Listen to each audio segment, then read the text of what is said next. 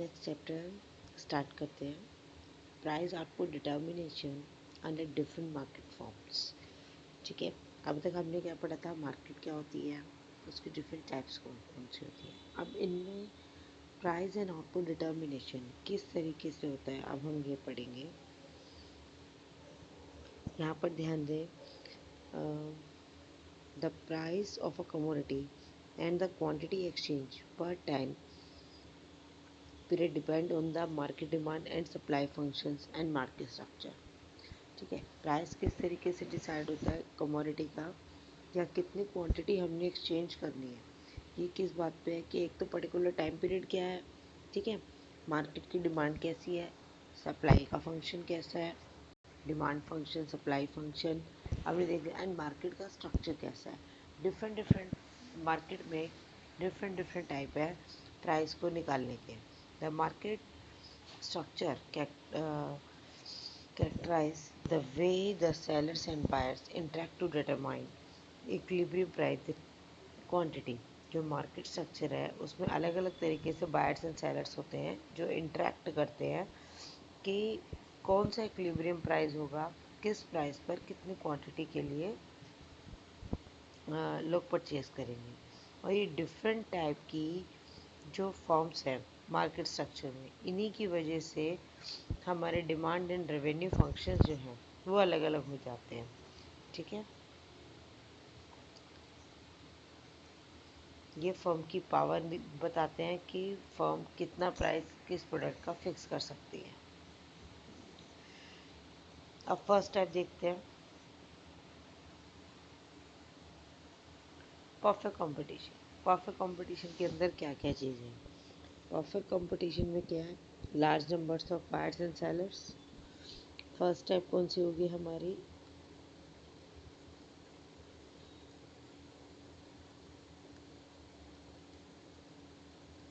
Perfect competition. इसके अंदर feature देखें,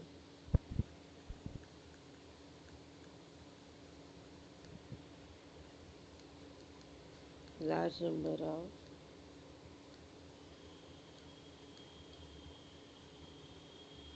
buyers and sellers,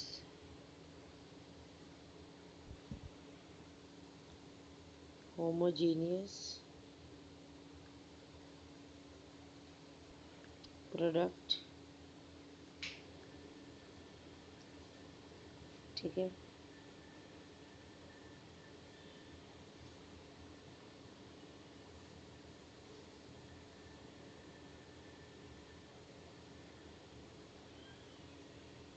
होमोजीनियस और identical.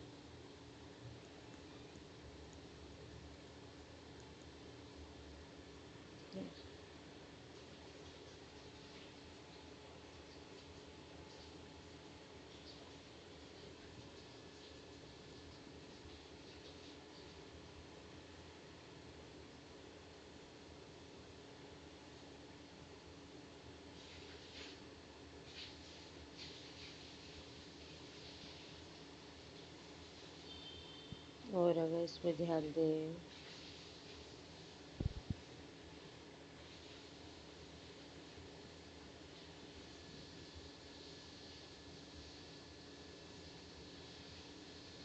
buyers have no preference। Buyers के पास जो है वो प्रेफरेंस नहीं होती। ठीक है,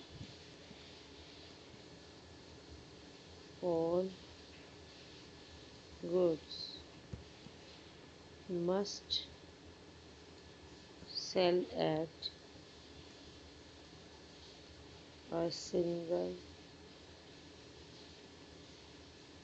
market price।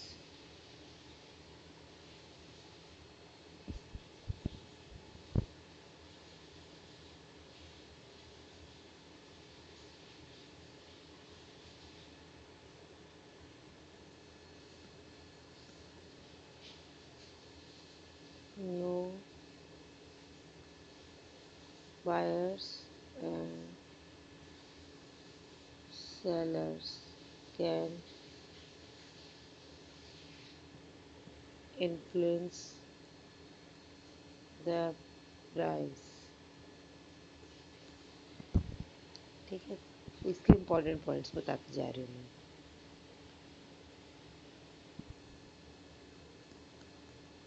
फर्म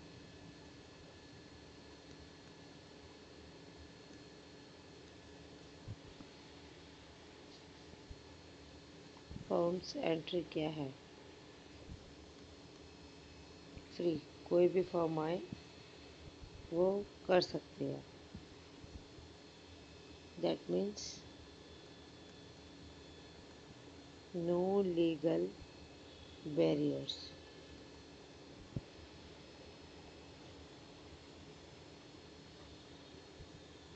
और no special cost to enter. कोई हमें चीज़ नहीं देनी पड़ती।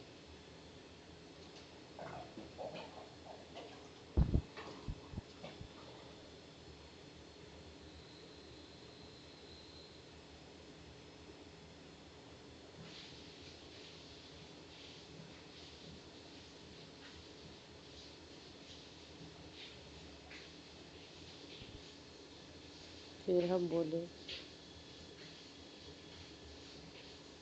परफेक्ट नॉलेज, दोनों को, चाहे बायर्स हो और सेलर्स हो, दोनों परफेक्ट नॉलेज लेकर उतरते हैं। दोनों को पता है हमने क्या खरीदना है, क्या बेचना है।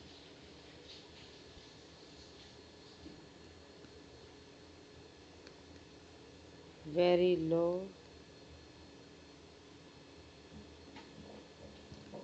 ट्रांजैक्शन कॉस्ट,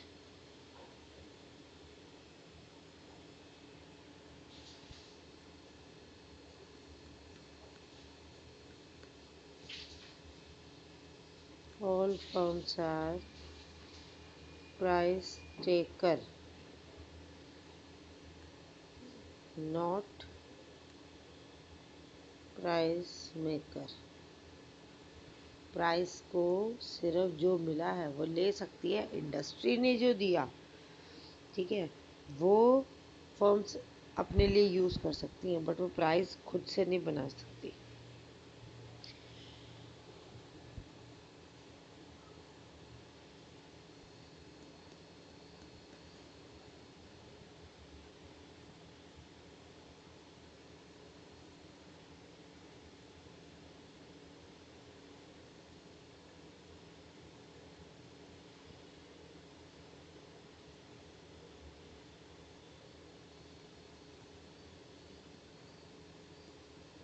परफेक्ट मोबिलिटी, यहाँ पर चीज़ों को इधर से उधर करना आसान है।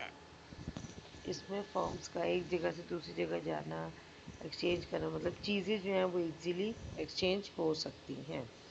यहाँ पर है, अगर सेलर जो है अपना प्राइस बढ़ाने की कोशिश करता है तो वो अपने कस्टमर खो सकता है, क्योंकि यहाँ पर क्या है, सबसे मेन चीज़ परफेक्ट सब्स्टिट्यूट है उसके पास।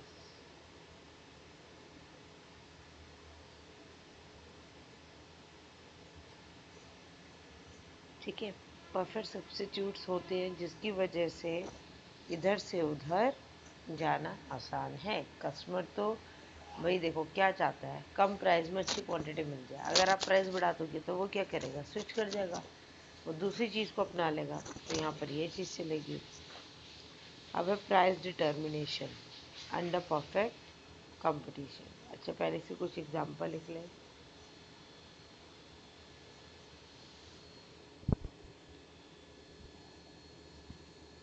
यहाँ पर देखो एग्जांपल दे रखे हैं, जिसको कुछ लोग मिथ मानते हैं, लेकिन ये इसके एग्जांपल्स हैं। एग्री प्रोडक्ट्स,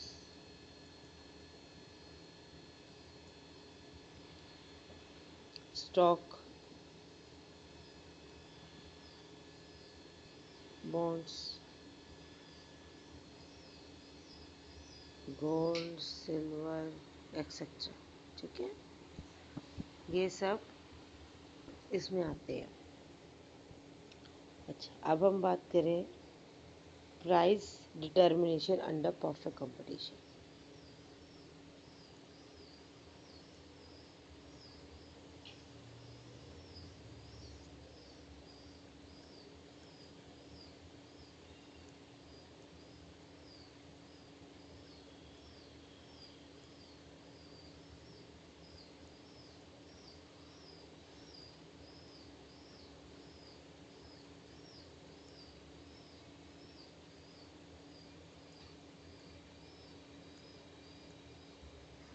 प्राइस कैसे डिटरमाइन होता है? जहाँ पर हमारी डिमांड एंड सप्लाई मीट करें, यहाँ पर जो है प्राइस कौन डिटरमाइन करता है? इंडस्ट्री।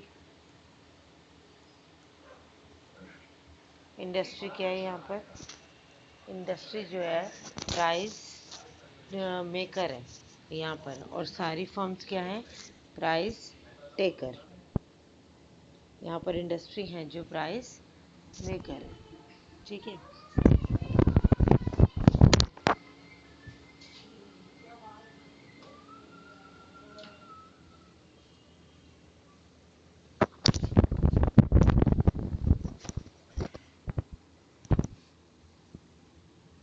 अब इंडस्ट्री कहाँ पर प्राइस डिटरमाइन करती है?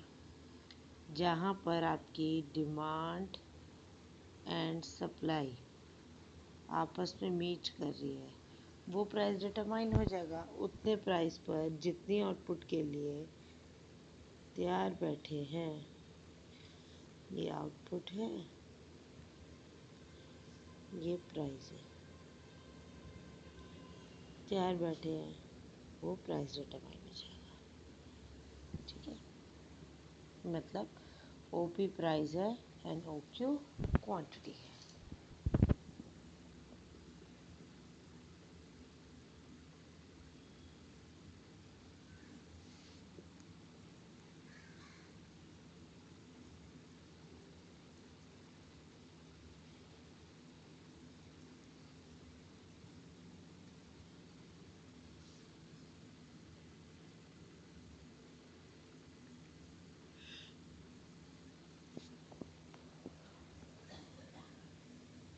अब equilibrium of the firm perfect competition में देखो, जहाँ पर डिमांड सप्लाई एग्री हो गए, ठीक है, उसी पे ही ये किसका था? इंडस्ट्री का।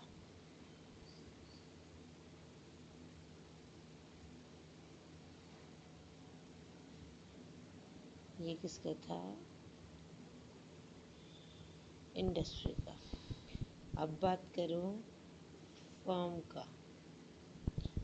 फर्म वही प्राइस लेगा जिस प्राइस पर एंड कांस्टेंट रहेगा।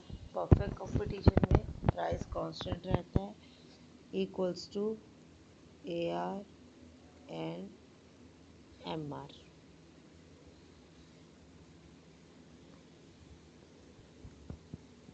क्योंकि फर्म जो है बार बार अपना प्राइस अपने तरीके से नहीं बढ़ा सकती। उसका रीज़न क्या है? इंडस्ट्री ने प्राइस दे दिया, परफेक्ट सब्स्टिट्यूट्स अवेलेबल हैं, तो ऐसे में क्या होगा?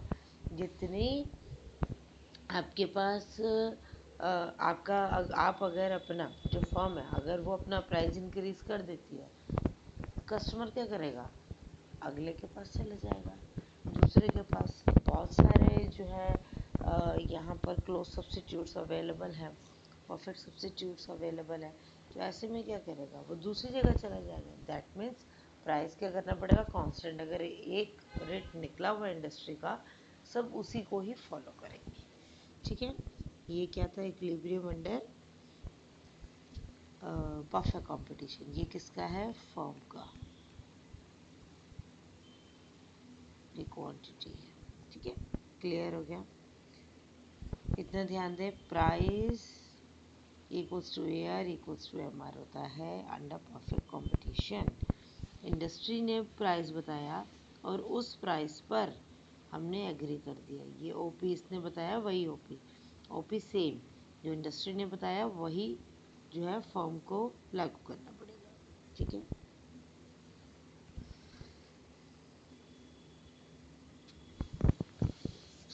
डिमांड कब कैसा होता है?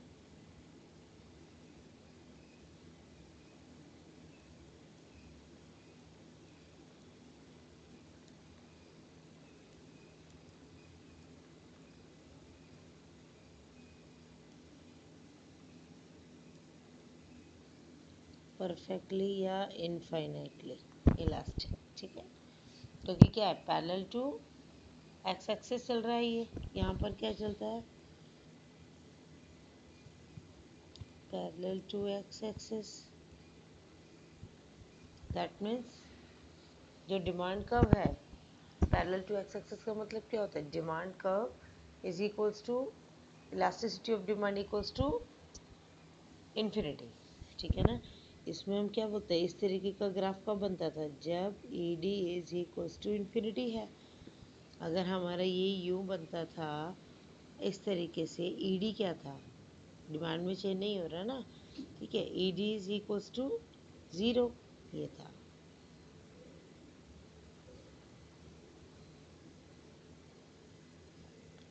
अच्छा, अब आगे चलते हैं। यहाँ पर क्या रहेगा? ए आर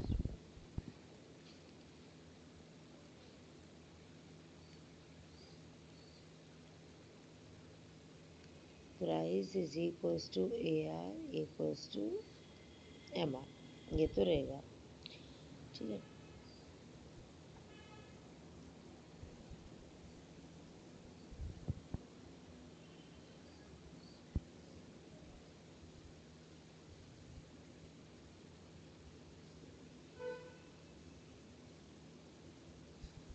अब कंडीशंस।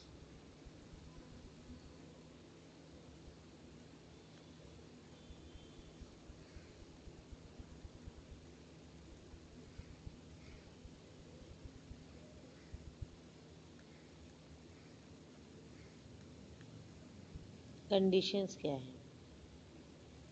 फर्स्ट, एम आर क्या है? एम सी के, ओ सॉरी,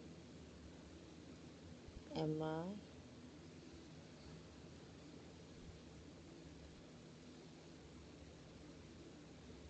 एम सी के इक्वल होगा। ठीक है, एम आर एम सी के इक्वल होगा। हमारे पास क्या कंडीशंस रहती हैं? एम आर या तो एम सी से ज़्यादा हो सकता है, एम आर एम सी से कम हो सकता है, और एम आर एम सी के इक्वल होगा। हम क्या कह रहे हैं? M R equals to M C होगा। And second condition is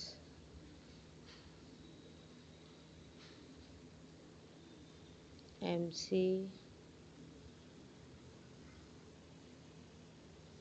should cut MR curve from below।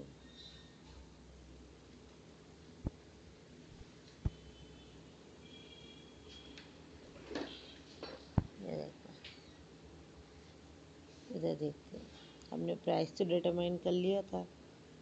अब उसके बाद ध्यान से देखें तो क्या कंडीशन थी। ये हमें पता है, price equals to A R equals to M R. अब मेरा एम सी कर्व ये जा रहा है। एक तो ये पॉइंट आया मेरे पास, एक सेकेंड, ये पॉइंट आया जहाँ पर M R equals to M C है। एक ये पॉइंट आया जब M R equals to M C है। ठीक है, हमें कौन सा पॉइंट लेना है? हमें दो पॉइंट मिले। इन दो पॉइंट में प्राइस डिटरमाइन का पॉइंट कौन सा है? ये तो प्राइस है। ठीक है, एक तो ये क्वांटिटी हो रही है, एक ये क्वांटिटी आ रही है। हमारे पास इस प्राइस पर कौन सी क्वांटिटी है जो हमें लेनी है, जो हमारे लिए डिटरमाइन की गई, वो चेक करने का क्या तरीका है। एक तो एम सी एम आर के इक्वल हो, ठीक है। अब यहाँ पर देखो कुछ पॉइंट देखिए, यहाँ से यहाँ तक का पॉइंट, यहाँ पर क्या है,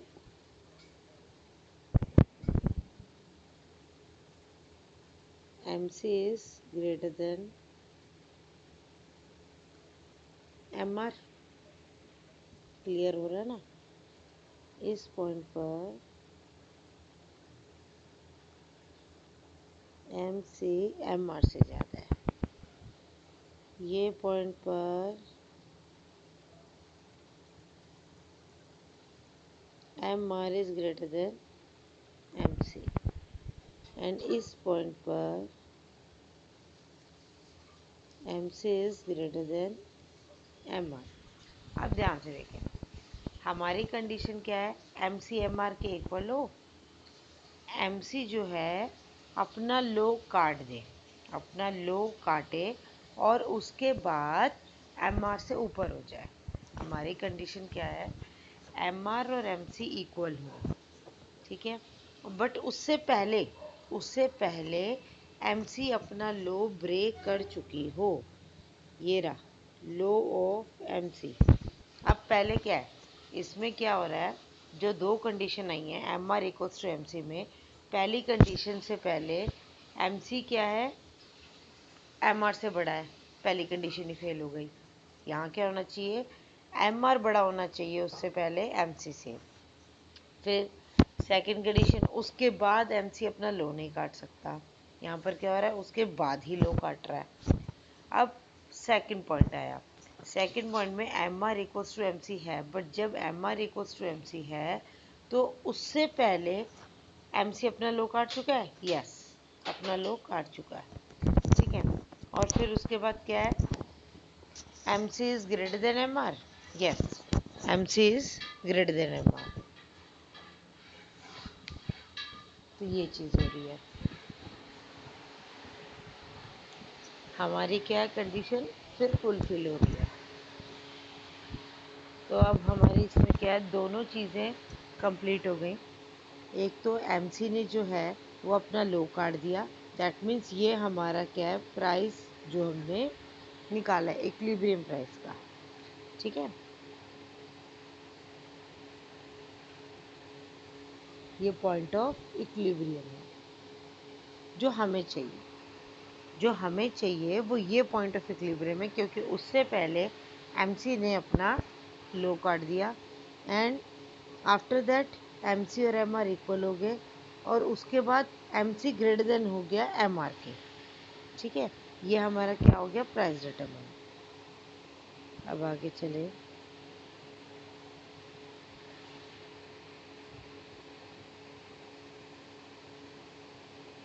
अब देखो short run supply curve of the firm in a competitive market. Short run supply curve किस तरीके से होगा, ये उन फर्म्स के लिए जो प्राइस टेकिंग होती हैं,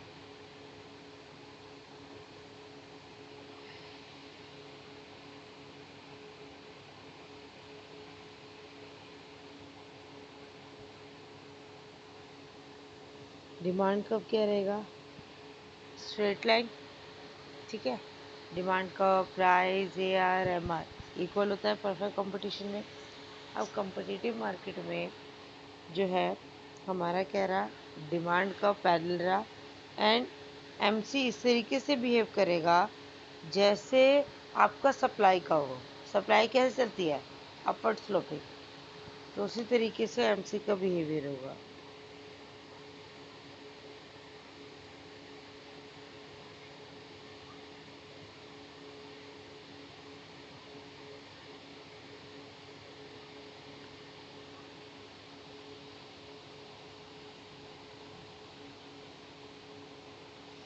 अच्छा अब यहाँ पर देखो, अगर मैं इसका बताऊँ,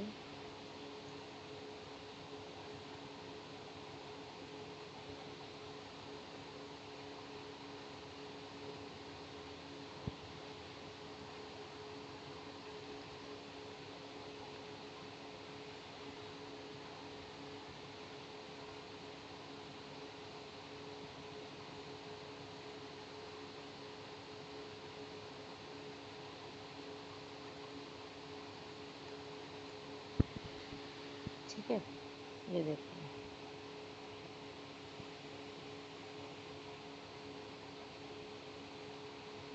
अलग अलग डिमांड्स हैं, मैं एक ही बना रही हूँ।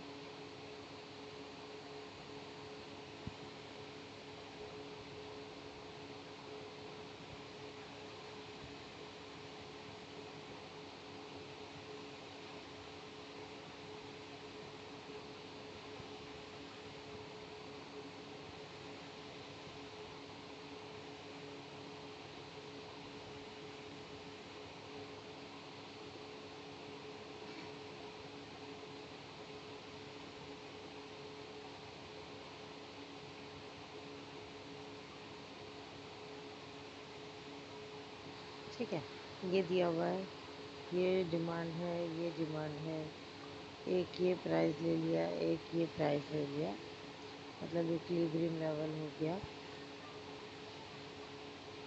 मैंने दो ही लिया।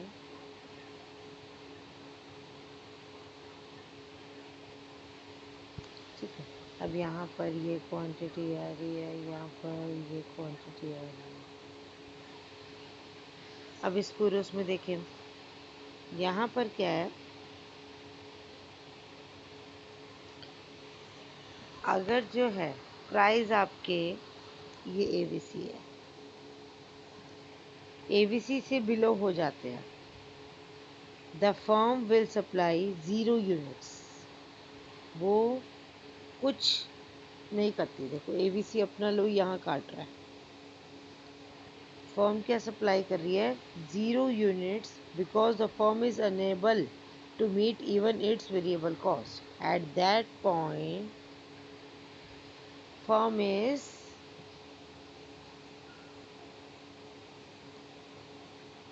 unable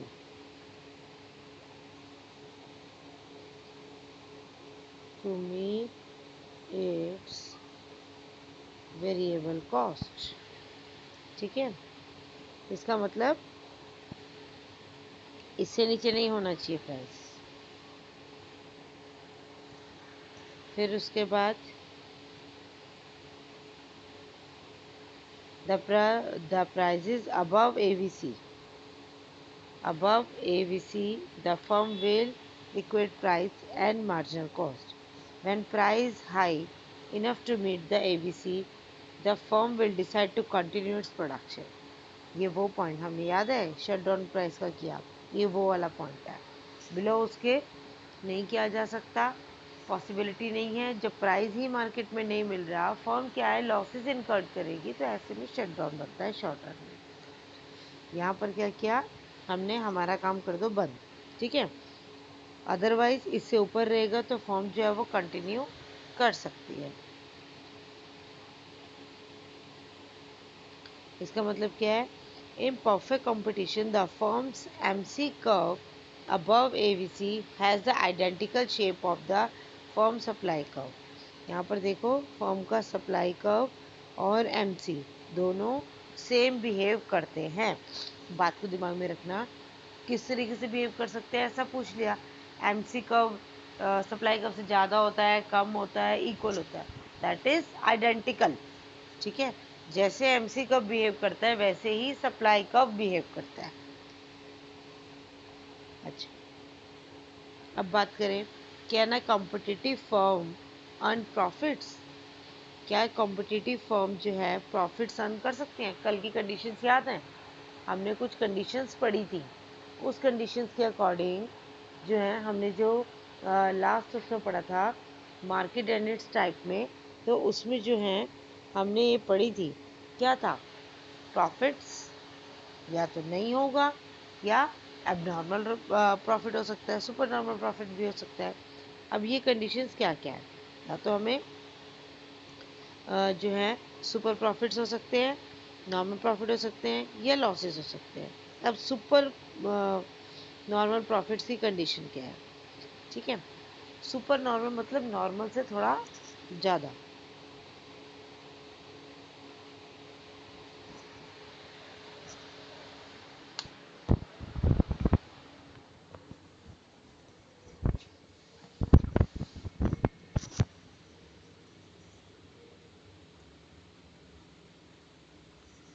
super normal profits. देखो, सुपर नॉर्मल प्रॉफिट्स में हमारा क्या होता है, मतलब हमें काफ़ी ज़्यादा जो है प्रॉफिट अर्न हो रहा है। ये प्राइजेस हो गए जो कि A R and M R के इक्वल है।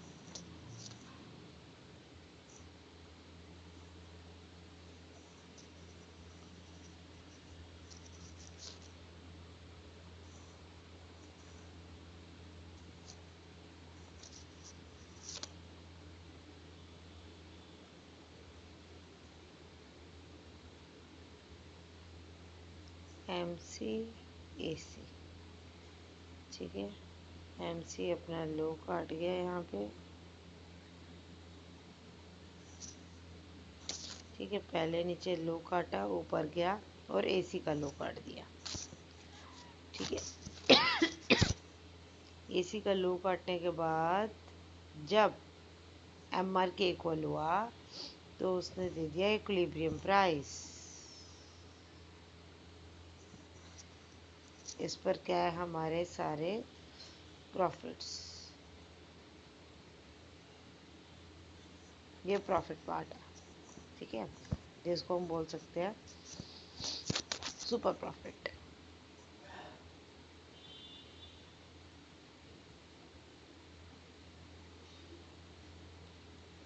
That is super profit. यहाँ पर क्या है, पहले एमसी अपना लो काटेगा, अपना लो काटने के बाद जब ये ऊपर जाएगा तो एसी का लो काटेगा। एसी का लो काटने के बाद जब वो एमआर एआर और प्राइस के इक्वल हो जाएगा, वो पॉइंट, वो इक्विलिब्रियम पॉइंट है जिस पॉइंट पर फर्म को मैक्सिमम प्रॉफिट्स आ रहे हैं और जिस पर वो जितनी क्वांटिटी सेल करे वो इक्विलिब्रियम प्राइस है, और इस प्राइस पर इनको सुपर नॉर्मल प्रॉफिट्स हो रहे हैं, मतलब मैक्सिमम जितना प्रॉफिट ये अर्न कर सकते हैं वो यही पॉइंट होगा।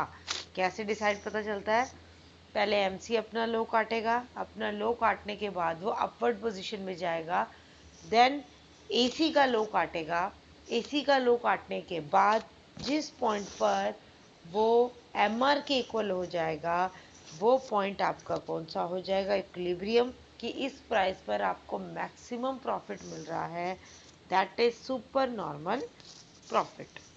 क्लियर हो गई, ठीक है। मतलब ये जो मैंने शेडेड पार्ट दिया, ये शेडेड पार्ट मेरा क्या है, सुपर नॉर्मल प्रॉफिट का।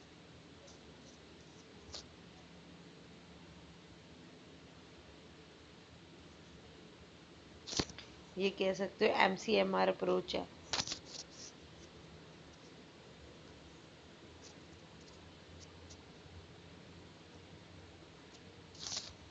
जनरली हम प्रॉफिट कैसे निकालते हैं, T R minus T C ना, उसी तरह से।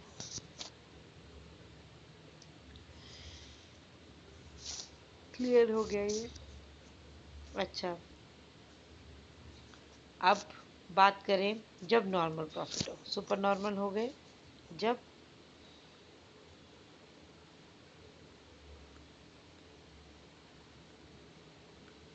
नॉर्मल प्रॉफिट्स हो।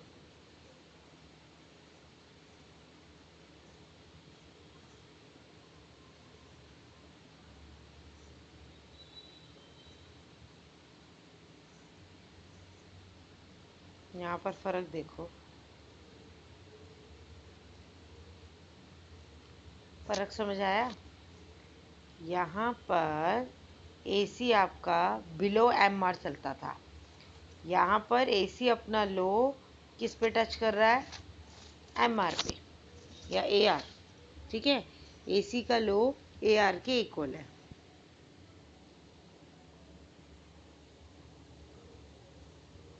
ये तो सेम वही कंडीशन रहेगी।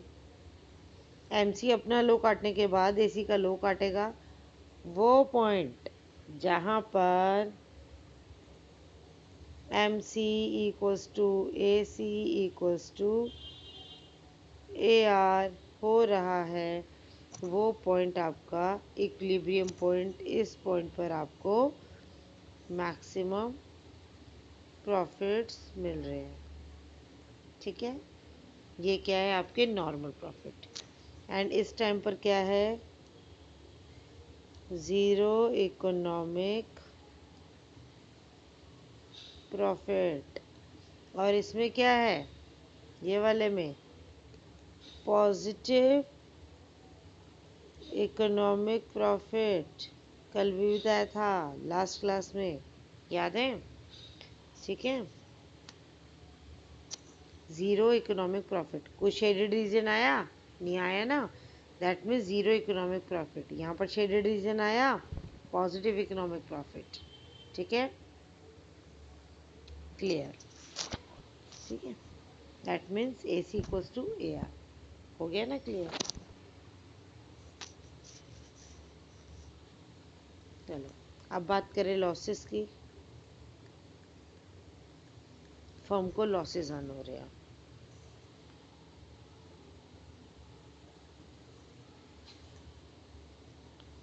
ये प्राइस हो गया आपका equals to A R equals to M R. ठीक है, इस प्राइस पर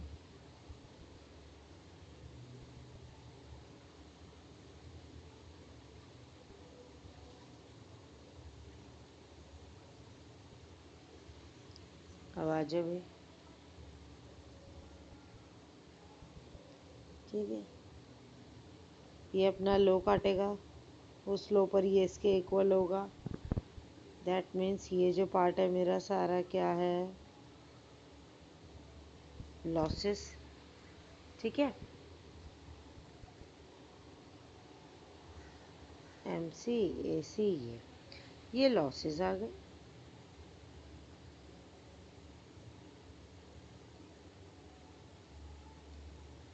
फिर वही चीज़ है, एम सी पहले अपना लो काटेगा, लो काटने के बाद वो क्या हो गया, देखो दो तीन चीज़ें दिमाग में रखनी है। क्या, एम सी पहले अपना लो काटेगा, दैट इज फर्स्ट थिंग। फिर यहाँ पर देखें, तीनों में एक डिफरेंस बताती हूँ।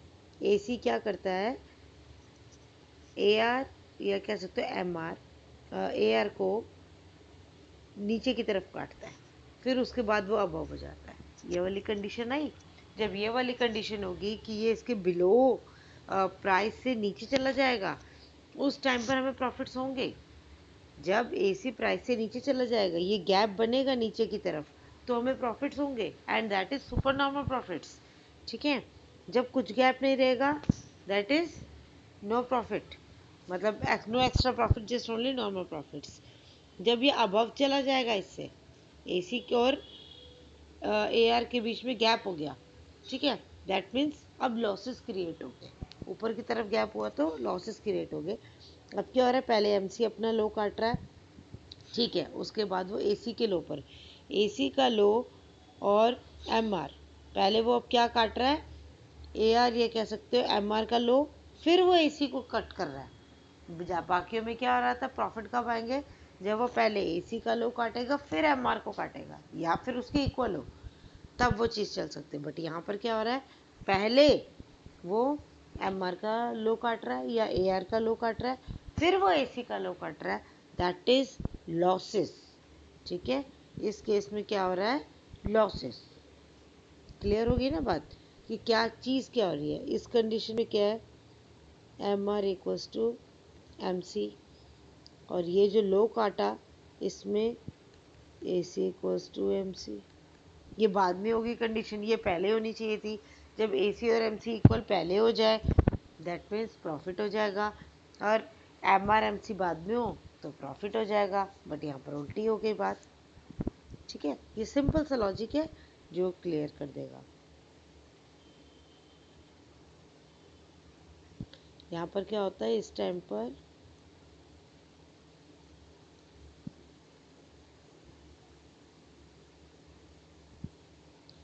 Temporary shutdown. ठीक है ना, आई थिंक क्लियर हो गया। थोड़ा सा टाइम बाद लेकिन वापस बिजनेस स्टार्ट किया जा सकता है, जैसे प्राइस थोड़ा अप हो जाए। ठीक है, वो कुछ टाइम के लिए बंद कर दो, जैसी प्राइस बढ़ जाए वापस स्टार्ट कर लो, क्योंकि आपको प्रॉफिट अर्न हो रही है, यहाँ पर लॉसेज आ रहे हैं, तो इसलिए थोड़े टाइम के लिए अपने काम को बंद कर दो। जैसे देखो, वेरिएबल कॉस्ट तो अकर नहीं होगी, होगा क्या, ओनली फिक्स कॉस्ट अकर हो रही है ना, बट यहाँ पर अगर आपका कुछ कवर ही नहीं हो रहा, ना वेरिएबल ना फिक्स, तो आप कैसे कर लोगे काम, नहीं कर पाओगे ना। दैट मीन्स इस केस पर क्या है, थोड़े टाइम के लिए आप काम को बंद कर दो, जैसे ही प्राइजेस अप हो जाएं आप वर्किंग स्टार्ट कर दो, जिससे आपकी कॉस्ट जो है वो रिकवर हो जाए। आई थिंक क्लियर हो गया इतना सबको। अब है long run equilibrium of a competitive market. Long run किससे बनता है, छोटे छोटे छोटे छोटे आपके स्मॉल कॉस्ट से। जो छोटे छोटे स्मॉल कर्व्स बनेंगे उसी से आपका क्या निकल कर आएगा, नॉर्मल लॉन्ग रन।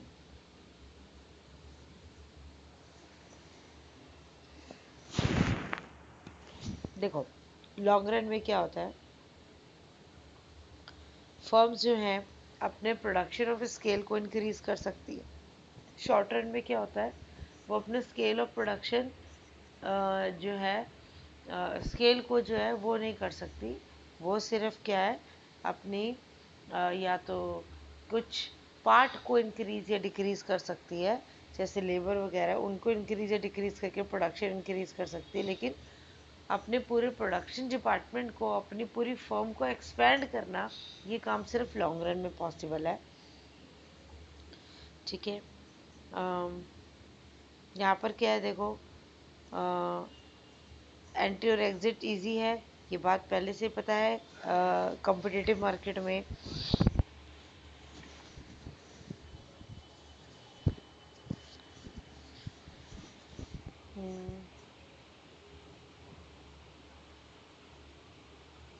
हम यहाँ पर क्या आपके छोटे छोटे छोटे छोटे प्लांट के क्या बनते जा रहे हैं, स्मॉल कर्व्स, जिनके साथ ड्राइव होता हुआ, जिनको करता हुआ हमारा क्या निकल जाता है, एलएसी कर्व। यहाँ पर देखो छोटे छोटे छोटे छोटे, अगर मैं ध्यान से बताऊँ तो क्या है, छोटे छोटे देखो SMC1 SMC SAC, ये कट करते हुए जा रहे हैं, बट इन सबको ये छोटे छोटे छोटे आप कर लो, इनको कवर करता हुआ जो है एक लॉन्ग रन, इनको कवर करता हुआ जाएगा, वो लॉन्ग रन एवरेज कॉस्ट का होगा। ठीक है, जिसमें क्या है आपका प्राइस डिटरमाइन होगा। तो इसमें प्राइस कैसे डिटरमाइन होगा, जब आपका LAC LMC के बराबर हो जाएगा। ठीक है, ये क्लियर, जब ये इक्वल हो जाएगा तो आपका लॉन्ग रन में प्रॉफिट डिटरमाइन हो जाएगा। ठीक है,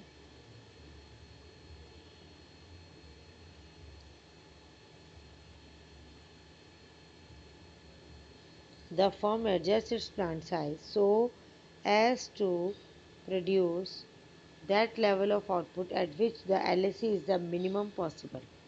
At equilibrium, the short run marginal cost is equal to long run MC, and the short run average cost is equal to long run average cost. Thus, in long run we have, हमें क्या मिलता है, SMC is equals to LMC equals to SAC equals to LAC equals to price equals to MR. This implies that at the minimum point of the LAC, the corresponding plant worked at its optimum optimal capacity so that the minima of the LAC and SAC coincide. On the other hand, LMC cuts the LAC as its at its minimum point and the SMC cuts the SAC as its minimum point. Thus, at the minimum point of the LAC, the above equality is achieved. ठीक है, हमें क्या है, बस यही चीज़ ध्यान में रखनी है कि ये सारी चीज़ें अगर इक्वल हैं तो हमारा क्या होगा, लॉन्ग रन इक्विलिब्रियम जो है डिसाइड होना है। अब ये तो था हमारा फर्म का। अब बात करें इंडस्ट्री का। इंडस्ट्री का भी उसी तरीके से डिटरमाइन होगा। इंडस्ट्री में प्राइस कैसे डिटरमाइन होता है, जहाँ पर डिमांड एंड सप्लाई जो है वो इक्वल हो। उस प्राइस पर अब क्या है, हमारा एसएससी आया, एसएमसी ने कट किया, एलएमसी ने कट किया एंड एलएसी इन सबको लेता हुआ जिस पॉइंट पर एलएसी,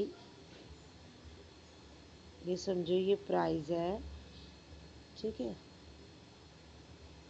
और यहाँ से क्या है, एसएमसी ने काटा, ठीक है।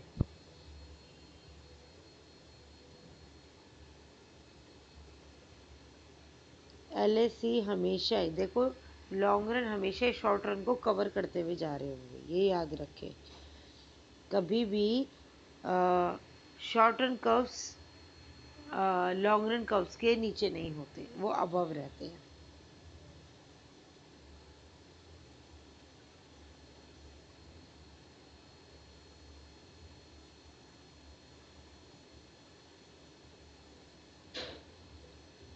ये वो इक्विलिब्रियम पॉइंट डिसाइड हो गया, सबके लो जहाँ कट रहे हैं वहाँ पर क्या हो गया आपका प्राइस डिटरमाइन हो गया, इक्विलिब्रियम पॉइंट, ठीक है ना।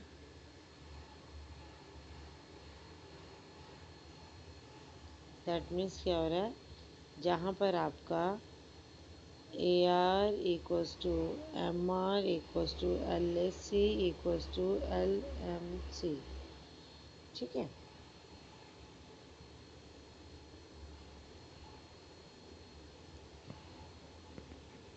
अब यहाँ बोले in the long run under perfect competition the market mechanism leads to optimal allocation of resources.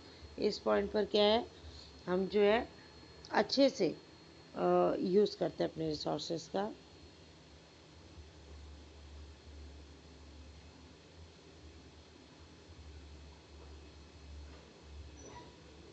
हमारा क्या रहता है लॉन्ग रन में, consumers pay the minimum possible price which just covers the marginal cost, मतलब M R equals to A R या price equals to M C, और M C equals to A R या price equals to M C. Plants are use to full capacity in the long run. ये condition थोड़ी सी पढ़नी है, condition जो है ये पढ़नी है कि कौन कौन सी हैं। So that there is no wastage of resources. हम क्या समझ रहे हैं, कोई रिसोर्सेज जो हैं वो वेस्ट नहीं हो रहे। फर्म्स जो हैं सिर्फ नॉर्मल प्रॉफिट्स ले पा रही हैं, सुपर प्रॉफिट जो है इतना पॉसिबल नहीं होता लॉन्ग रन में लेना, ठीक है। ये सिर्फ कुछ टाइम पीरियड के लिए ही होता है। फर्म जो हैं अपने प्रॉफिट्स को मैक्सिमाइज करती हैं M R equals to M C में, और no optimum level number of firms in the, there is optimum number of firms in the industry, ठीक है। जितने ट्रेड कर सकते हैं सब ट्रेड कर रही हैं। अगर हम फुल एलोकेशन ऑफ रिसोर्सेज के साथ अगर सोचें तो हमारा लॉन्ग रन में क्या कंडीशन रहती है, L A R is equals to M L M R equals to price equals to L M C equals to L A C. इस कंडीशन के साथ हमारा क्या है लॉन्ग रन में जो है